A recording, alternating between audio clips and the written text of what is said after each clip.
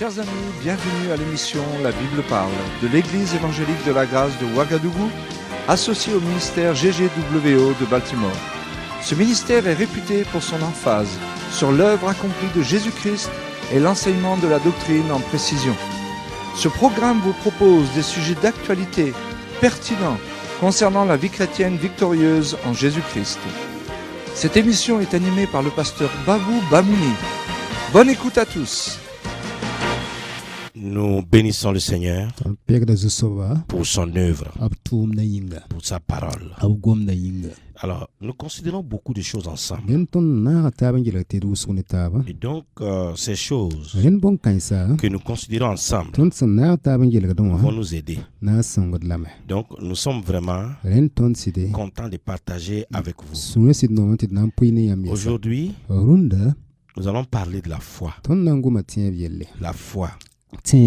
Il est dit le juste vivra par la foi. Le juste vivra par la foi. Donc le titre de ce message, c'est ta foi.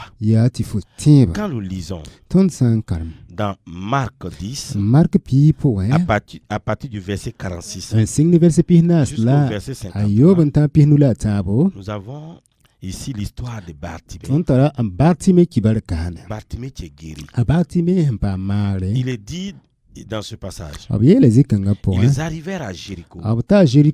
Et lorsque Jésus en sortit avec ses disciples et une assez grande foule, le fils de Timée, Bartimée mendiant aveugle, était assis au bord du chemin. Il entendit que c'était Jésus de Nazareth. Et il se mit à crier, fils de David, Jésus, aie pitié de moi. Aie pitié de moi. Plusieurs le reprenaient pour le faire taire. Mais il criait beaucoup plus fort, fils de David, aie pitié de moi. Jésus s'arrêta et dit, appelez-le. Il appelait l'aveugle en lui disant, prends courage, lève-toi, il t'appelle. L'aveugle jeta son manteau et se levant d'un bond, vint vers Jésus. Jésus, prenant la parole, lui dit, que veux-tu que je te fasse? Rabouni, lui répondit l'aveugle, que je recouvre la vue. Et Jésus lui dit, va, ta foi t'a sauvé. Aussitôt, il recouvra la vue et suivit Jésus dans le chemin. C'est une très belle histoire de guérison. L'aveugle Bartimée qui est à Jéricho est guéri. Il est guéri. C'est un miracle. Et c'est pour cela qu'il nous faut comprendre que le juste vivra par la foi. Habakkuk 2:4. Le juste vivra par la foi. Et nous le comprenons. Et nous saisissons cela. Et c'est beau, mes amis, de comprendre que le juste vivra par la foi. La foi, elle est très importante. La foi, si nous voulons continuer, si nous voulons avancer, si nous voulons vivre des choses avec Dieu, il nous faut considérer la place de la foi. La place de la foi. C'est beau, mes amis. Dans Hébreux 10, le verset 38, et mon juste vivra par la foi. Et mon juste vivra par la foi. C'est vraiment important. Et mon juste vivra par la foi. Ce n'est pas une petite chose. Ce n'est pas une petite chose. Il nous faut comprendre ça. Et si on comprend, ça va être bien. Dans Romains 1, verset 17, et mon juste vivra par la foi. Et mon juste vivra par la foi. Il nous faut comprendre ça. Partout où nous sommes, comprendre que sans la foi, nous ne pouvons pas être agréables agréable à Dieu. Oui, comme il est dit. Hébreux 11, verset 6. Sans la foi, on ne peut être agréable. Et c'est vraiment important. Quand je comprends ça, ma change. Ma marche change. Et ça me donne d'aller de l'avant. Parce que je comprends. Dans Galates 3, 11. Mais le juste vivra par la foi. C'est vraiment important. Dans cette histoire, c'est juste une question de foi. C'est une question de confiance en Dieu. Parce que la confiance, c'est aussi une histoire de relation. Qui parle de confiance parle de relation. Quand nous parlons de la confiance, nous sommes en train de parler de la relation. De la relation que nous pouvons avoir. Parce que la confiance, quand toute relation a besoin de la confiance. A besoin de la confiance. Nous avons besoin de comprendre. Nous avons besoin de le réaliser. Nous avons besoin de le réaliser profondément, correctement, sans détour. Dans 1 Jean 3, le verset 21 à 22, c'est vraiment important. Il dit, bien-aimé, si notre cœur ne nous condamne pas, nous avons de l'assurance devant Dieu. Verset 22, quoi que ce soit que nous demandions, nous le recevons de lui, parce que nous gardons ses commandements et nous faisons ce qui lui est agréable. C'est la marche par la foi. Beaucoup de personnes ne vivent rien avec Dieu. Pourquoi? Parce qu'ils ne sont pas engagés dans une marche de foi.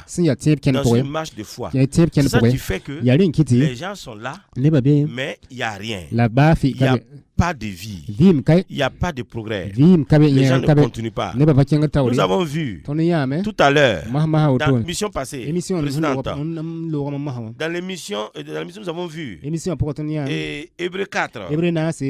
Le verset 2, il est dit qu'ils n'ont pas mélangé la foi. Ils n'ont pas mélangé la foi à la parole. Ils n'ont pas mélangé la foi à la parole. Oui, quand on ne mélange pas la foi à la parole, le diable nous manipule. Les hommes nous manipulent. Les pasteurs l'ont dit. Des hommes avertis, des pères spirituels ont parlé, mais les chrétiens ne prennent pas garde.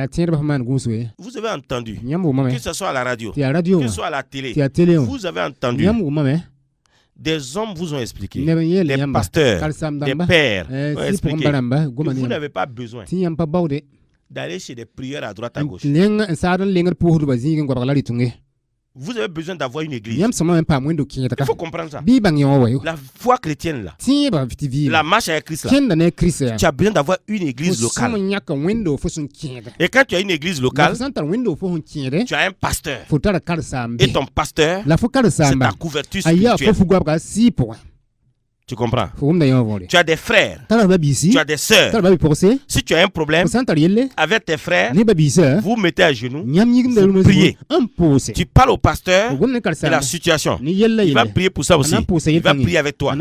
Avec des frères, vous pouvez aussi vous mettre à genoux dans des supplications. Demandez à Dieu d'intervenir. Mais des gens qui vous font croire dans cette ville de Ouagadougou, dans la ville de Kourougou, dans la ville de Kaya, dans la ville de Waïguya, partout, dans différents endroits, que eux, ils ont le monopole de la prière. C'est quand eux, ils prient. Le nom que vous pouvez comprendre et que je leur donne et que j'aimerais que vous adoptez, c'est le mot profiteur. Si ce n'est pas un profiteur, un frère qui est sérieux, un pasteur sérieux, va ouvrir sa Bible. Il va te dire que mon frère, il va t'enseigner la foi. Il va te montrer que si tu crois Dieu, toi-même là, quand tu vas prier, Dieu va t'exaucer. Il ne va pas te faire te rendre subordonné. Il ne va pas t'amener à être un assujetti. Il ne va pas t'amener à dépendre des escrocs. Jamais. Tous ces hommes-là qui font croire aux gens qu'ils ont le monopole de la prière. C'est quand eux ils prient, c'est quand eux ils jeûnent, c'est quand eux ils prêchent, c'est quand eux simplement ils se lèvent pour donner des prophéties. C'est quand eux ils ont vu. Tous ceux qui sont dans ça, le nom est simple. Profiteur. C'est même pas prophète. Ça dit tu t'es trompé. Tu as écrit profiteur et puis tu t'es trompé, tu as écrit prophète. Non. On n'a pas besoin. Ça dit, premièrement, comprenons qu'il est question d'une foi personnelle. Dans ce passage de Marc 10, il est question d'une foi personnelle. Une foi personnelle.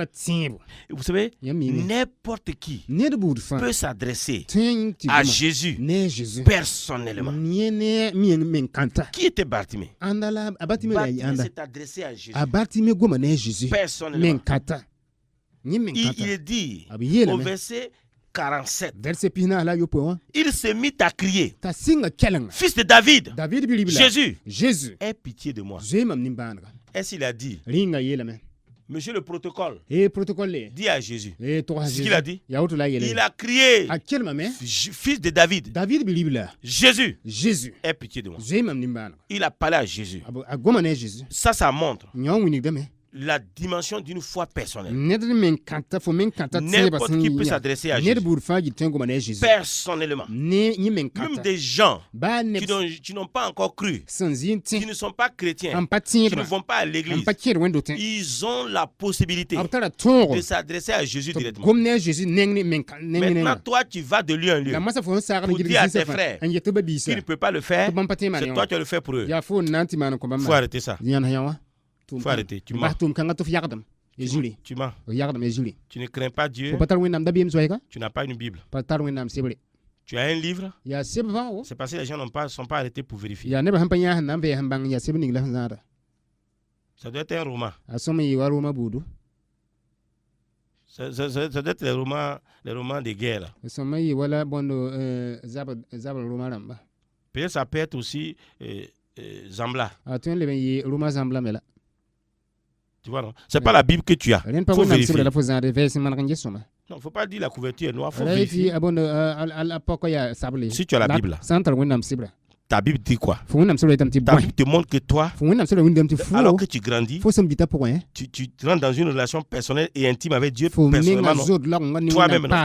Mais pourquoi ton frère ne devient pas mature? Lui, il est toujours derrière toi. Il y avait un certain pasteur dans un coin non loin de Ouagadougou. Il y avait beaucoup de prédicateurs. Les matins, les dimanches matins, ils partent chez le pasteur là, ils prient pour eux, et avant qu'ils ne viennent faire leur culte à Ouagadougou. Et quand ils partaient, le pasteur disait, il prie, et puis il dit, toi, quand il priait pour telle personne, il a vu dans la personne là 4 démons. Et il prie. Et puis il dit, bon, comme il n'y a pas beaucoup de temps, les 2 démons sont partis. Donc il reste 2. Dimanche prochain, il faut venir. Et puis le gars revient à Ouaga. Toi, tu es revenu à Ouaga là. Avec 2 démons là. Tu vas nous prêcher. Puisque c'est ce que tu crois qu'on te donne. Tu es parti pour qu'il prie, non? Maintenant, il déduit que toi, tu as 2 démons. Parce que lui aussi, c'est un profiteur. Il dit tu as 2 démons. Tu en avais 4, il a chassé 2, il te reste 2. Et tu es obligé de venir dimanche prochain parce que les 2 là, il va les chasser. Et quand les gens, généralement quand les gens repartent, il dit non. Que comme tu as traîné, il y a 4 qui sont ajoutés, ils sont 6 maintenant. Et le jour là, il chasse les 5, il reste 1. Il dit il faut revenir dimanche prochain. Il va encore chasser le 1 qui reste là. Ça, c'est quelle vie ça? D'abord où toi tu as trouvé qu'un chrétien peut être possédé par un démon? Un jour, j'ai entendu qu'un pasteur parlait. Il dit comment? Pourquoi pasteur Bamouni va dire que un chrétien peut être possédé? Un chrétien peut être possédé. Et puis il a en train de crier. S'il est libre. Si un chrétien peut être possédé, si oui quand un chrétien vit qu'est-ce qui prouve que lui-même n'est pas possédé? Bon oui le si oui quand vit ma pour. C'est simple. Ya non. Puisqu'un chrétien peut être possédé, il est chrétien avant d'être pasteur, non? Ou bien lui au-dessus des autres. Et arrêtez ça là. Nous tous sommes pareils. Donc, toi aussi tu es possédable. J'ai dit à un gars là, tu parles n'importe comment. Il n'est pas loin de fou. Il est là. Il parle n'importe comment. Puis dit non. Faut pas dire ça. Que un chrétien peut posséder. Un chrétien peut posséder, il n'y a pas de problème. Moi, je sais une chose. C'est que moi, en tant qu'enfant de Dieu, je ne peux pas être possédé. J'ai Jésus en moi. Il habite en moi. Je ne suis pas vide. Jésus est en moi. Le Saint-Esprit qui a mis la présence de Christ en moi, le Saint-Esprit est en moi. Alors que le Saint-Esprit, c'est l'Esprit qui est au-dessus de tout autre esprit.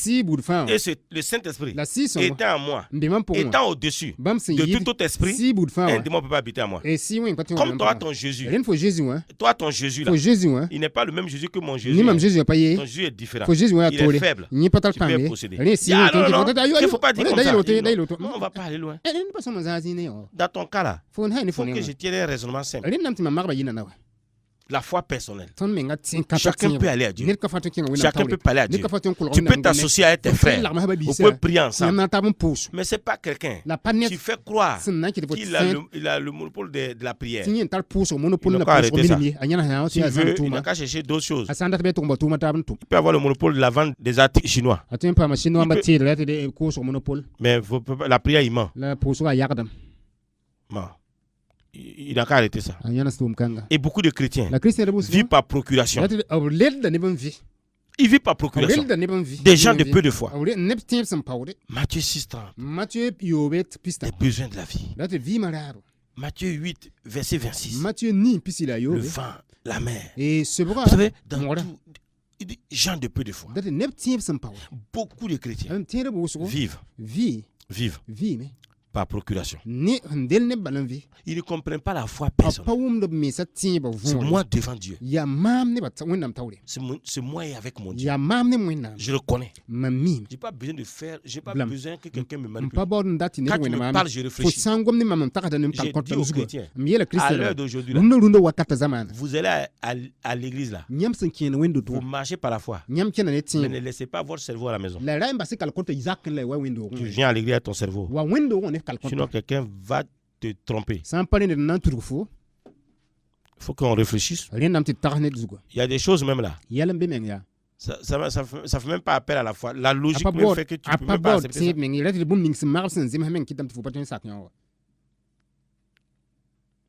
Deuxième chose, une foi est personnelle est une foi qui est au-dessus des voies négatives. Vous avez une foi personnelle. C'est aussi une foi qui est au-dessus des voies négatives.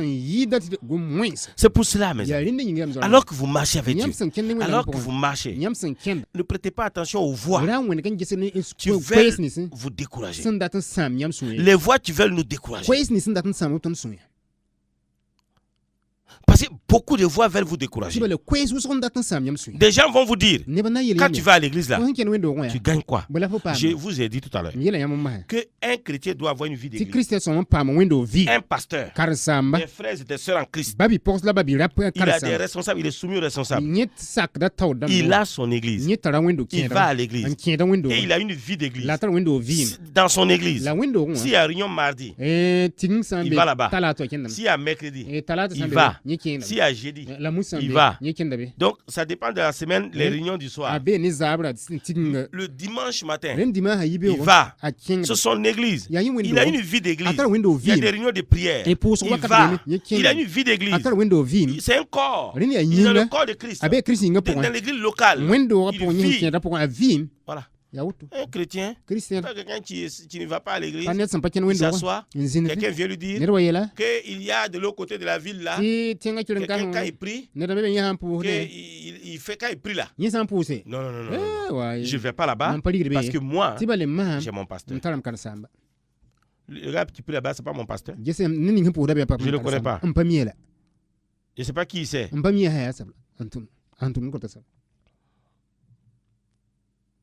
Donc, la foi personnelle est une foi de résistance. Une foi de résistance. Regardez, il a dit plusieurs reprenaient Bartimée pour le faire taire. Mais il criait beaucoup plus fort.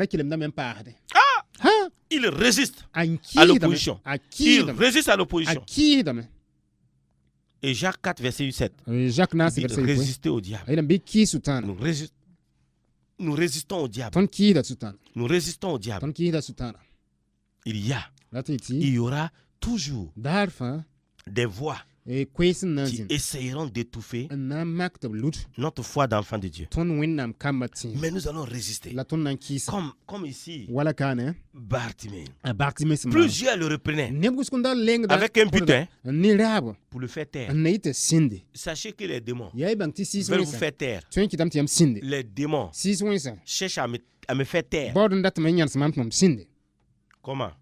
J'ai une Bible, la Bible est ouverte. Je refuse de me taire en tant que prédicateur de l'évangile. Je prêcherai et je dirai des choses. Quand je sais qu'une doctrine n'est pas vraie, je vais la toucher.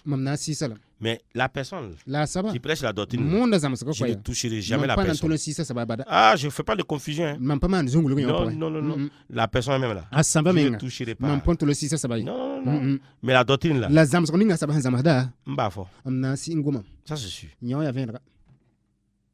Je peux toucher ta doctrine, mais je ne te toucherai pas. Oui. Je sais ça. Donc ici, il y a la voix de la culpabilité. Tu viens et tu te dis, et ton péché d'hier, Et mais la voix de la culpabilité est terrible. La voix de la culpabilité est terrible. Beaucoup de chrétiens vivent dans la culpabilité. Le diable vient dire, mais et ton péché de ce matin-là, et ton péché d'hier, et ton péché, et ton péché, et tes échecs. Mais qu'est-ce qu'il nous dit? Romains 8, verset 1. Il n'y a donc maintenant aucune condamnation pour ceux qui sont en Christ. Prenons la parole. Il y a la voix de la religiosité. La voix de la religiosité. Tu ne mérites pas. Tu ne mérites pas. Oh, tu ne mérites pas ça. Toi aussi. C'est pas toi. C'est pas toi. Ça, c'est pas toi. Tu n'es pas appelé à ça. Toi aussi. Tu ne toi aussi. Tu te regardes pas, non? Tu ne te vois pas, non? Ça là, ce sont les autres là, tu dois faire. Comme un jour, je parlais avec quelqu'un. Je commence à parler. J'étais en train de parler. J'ai précisé une chose. Quelqu'un dit, ah, pasteur, c'est ce que tu es en train de dire là. Les grands pasteurs ne vont pas accepter. Donc, ça veut dire quoi? Non. C'est à eux de dire ça. Si eux, ils n'ont pas dit ça, toi, tu ne dois pas dire ça. Donc, tais-toi, quoi. Je lui ai dit, comme j'aime bien m'amuser parfois, j'ai dit, bon. Donc, c'est le petit pasteur qui parle alors. Bon, ce que le petit pasteur a compris, les grands pasteurs là vont le comprendre à leur tour. Donc, le petit pasteur va continuer de dire jusqu'à ce que les grands pasteurs là comprennent ça. C'est ça, mon frère. Il y a quoi? C'est l'homme qui a peur, il y a rien au village. Tu ne mérites pas. Vous savez? Attention mes amis, nous ne sommes pas plus guéris par notre mérite que nous n'avons été sauvés par nos œuvres. Galates 3. Il faut qu'on comprenne cela. Il faut qu'on comprenne cela. Ensuite, il y a la voix de la peur. Et s'il ne veut pas? Et s'il ne veut pas? Et s'il ne le fait pas? Et si ça ne marche pas? Et si ça ne réussit pas? Et si les gens ne sont pas d'accord? Et si le diable n'est pas d'accord? Et si les démons ne sont pas d'accord? Et puis après? Ça fait quoi? Ça fait rien. Non, ça fait rien. Une foi simple. Une foi simple est très importante. Ça, c'est la troisième chose. Une foi simple. Ici, regardez, il va jeter son manteau. Jeté. Il a jeté son manteau. Son manteau religieux. Nous avons besoin de jeter aussi notre manteau religieux. Notre manteau identitaire. Parce que le manteau ici, ça parle de l'identité. Et cet homme va jeter son manteau. Il va jeter son manteau. Il a compris.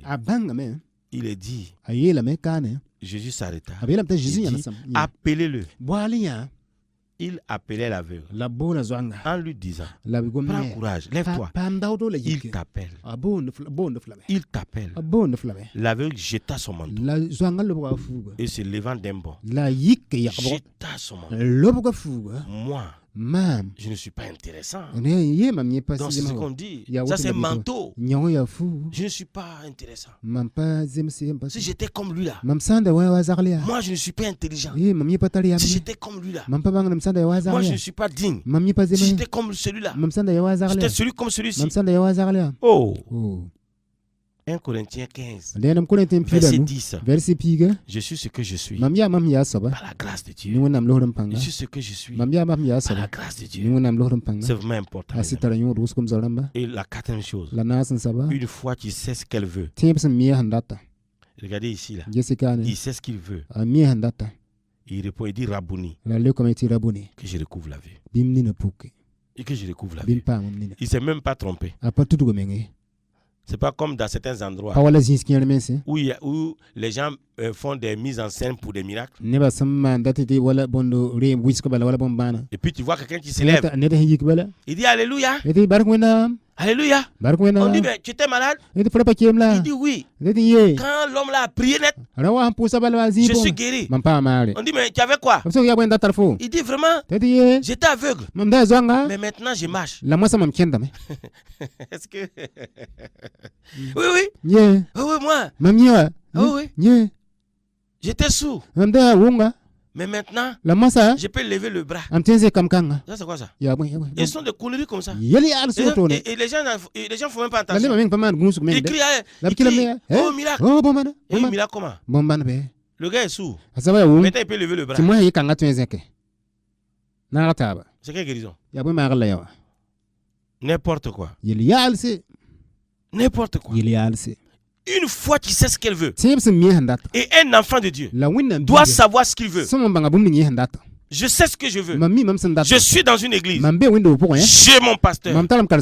Je suis membre de cette église. J'ai mes frères. J'ai mes soeurs.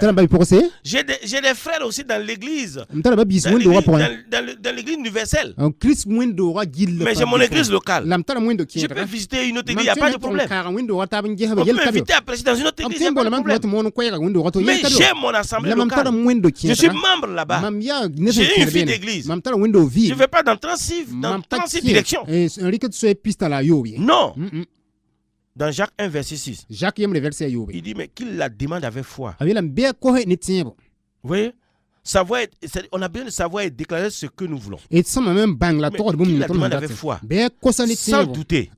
Car celui qui doute est semblable au flot de la mer, agité par le vent et poussé de côté et d'autre. Non, la foi personnelle, c'est aussi une foi qui sait ce qu'elle veut.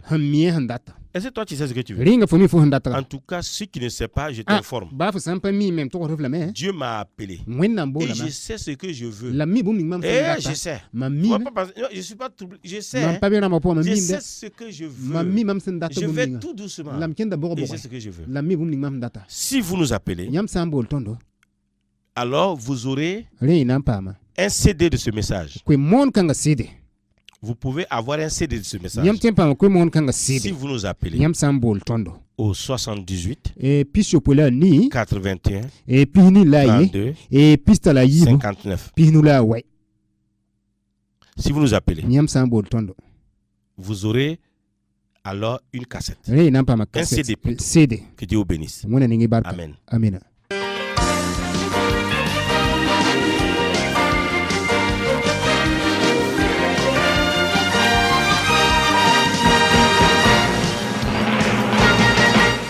Chers amis auditeurs, merci d'être restés à l'écoute de cette émission et nous sommes persuadés qu'elle vous a tous bénis. Que Dieu vous bénisse et à la semaine prochaine. Vous pouvez nous contacter au secteur 9 ou nous téléphoner au 80 32 59 ou alors écrire à 01 BP 31 09 Ouaga 01. Que Dieu vous bénisse et à la semaine prochaine.